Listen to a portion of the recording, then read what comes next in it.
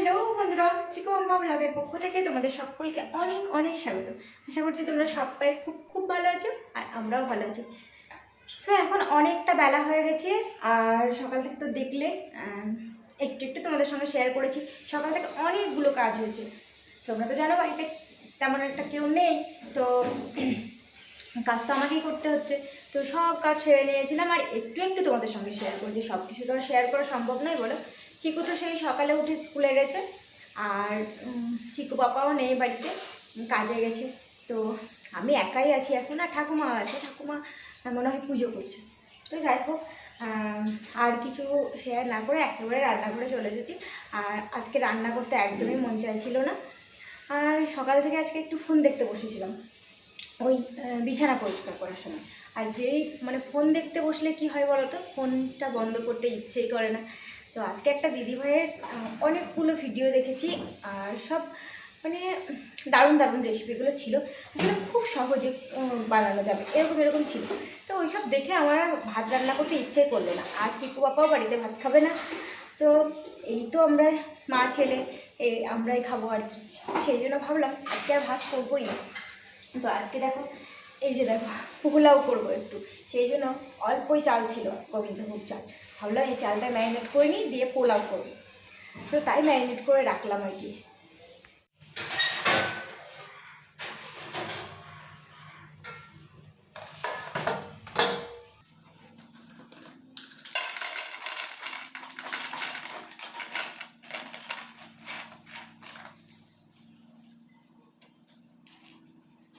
আমি পোলাওয়ের জন্য কাজু কিশমিশ নিচ্ছি।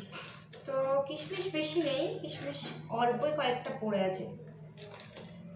কিশমিশগুলো বেছে নিচ্ছি। আর কিশমিশ, অ্যালমন্ড আর কাজু এই তিনটে এক জায়গাতেই করা আছে।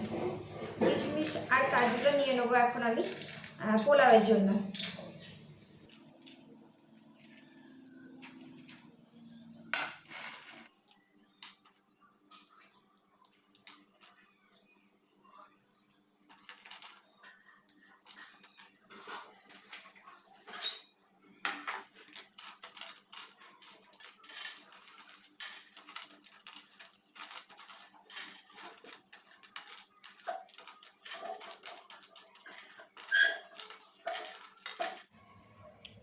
তো এই যে দেখো এইটুকুই কিশমিশ পড়েছিল, তা অনেকটাই হবে কিন্তু আমার চালও কিন্তু খুব কম। আর এই যে কাজুগুলো দুটো করে নিয়েছি কেটে, আমি হাতে করে করছিলাম, যে হাতে লাগছিল, আবার ছুরি দিয়ে করে নিলাম। আর ওইগুলো বের করতে গিয়ে আমার মনে পড়লো যে চিকুর যে ড্রাই ফ্রুটসের পাউডারটা করেছিলাম, সেই পাউডারটা না শেষ হয়ে এসেছে, আর অল্পই আছে। তো তাই জন্য দেখো বাদাম অ্যালমন্ডটাও আমার শেষ, দেখো টোটোতে আনলাম। তো অ্যালমন্ডটা যতটা ছিল নিয়ে নিলাম, আর সেই পরিমাণ মতোই আমি এখানে কাজু নিয়েছি, আর আখরোট নিয়েছি, আর পেস্তা নিয়েছি। আর ওইদিকে ছোলার পাউডার করা আছে, ছোলার ছাতু সেটা করা আছে। তো এইগুলোকে আমি ভাবছি আগে ভেজে নিই, দিয়ে এটার পাউডারটা করে নিই, তারপর তখন পোলাওটা করব।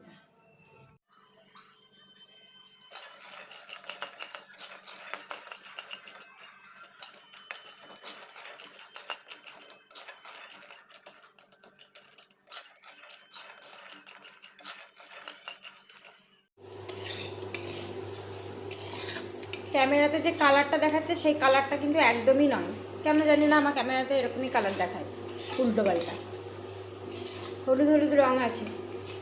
এদিকে আমার লাল লাল মনে হচ্ছে, না কি কালার মনে হচ্ছে বোঝা যাচ্ছে না।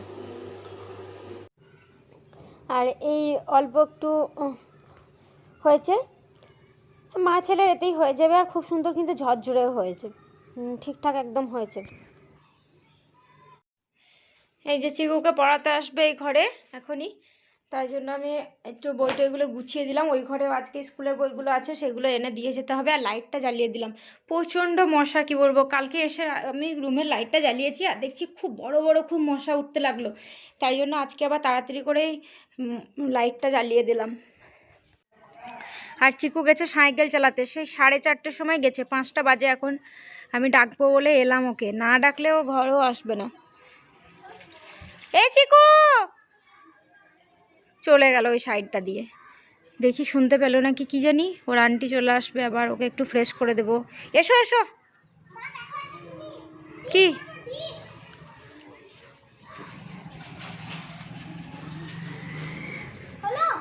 হ্যাঁ হয়েছে, ওই হয়েছে, পায়ে লেগে যাবে, এসো।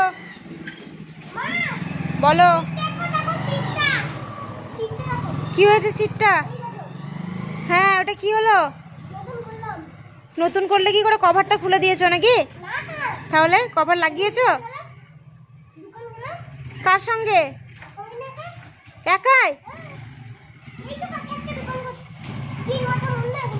ও, দিয়ে তুমি কি বললে? কি হয়েছিল নাকি সিটে? ও ভেঙে গেছিল, যে ঠিক করে দিল।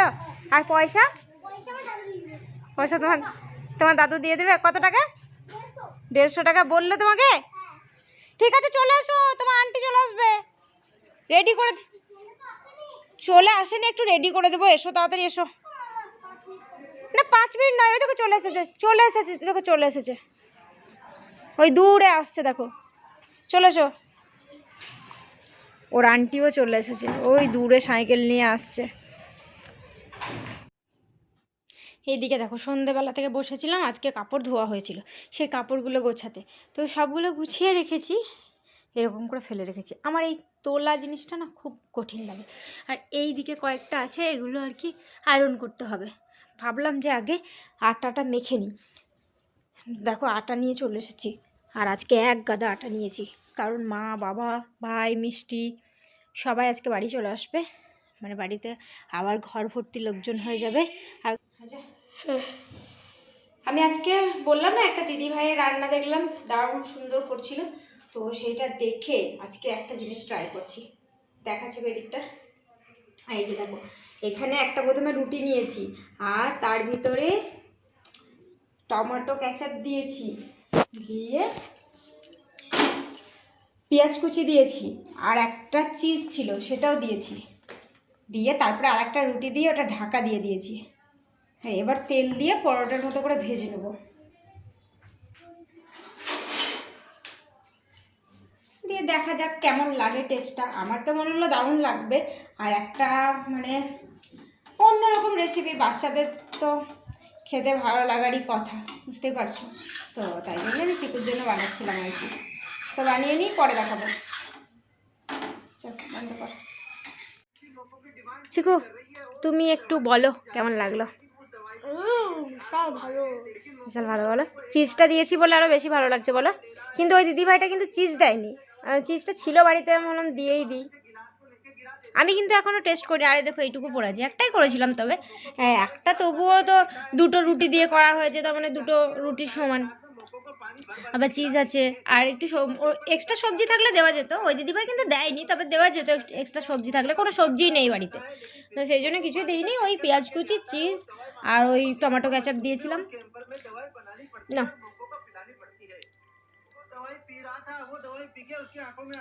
ভালোই হবে, আমি বুঝতেই পারছিলাম, এটুকুই পড়ে আছে। আর এই যে মিষ্টিটা তো বাড়ি চলে এসেছে, আর আমার জন্য দেখো এই ব্রেসলেটটা আর এই কানেরটা নিয়ে এসেছে, মানে আরও আর একটা ব্রেসলেট ওর জন্য নিয়েছে, আর কানেরও ছিল মায়ের জন্য, ওর জন্য। তার মধ্যে দেখো আমাকে চুজ করে নিতে বললো, তো চিকু আর কি পছন্দ করে দিল। চিকু বললো মা এটা নাও তুমি, আর কানেরও তাই।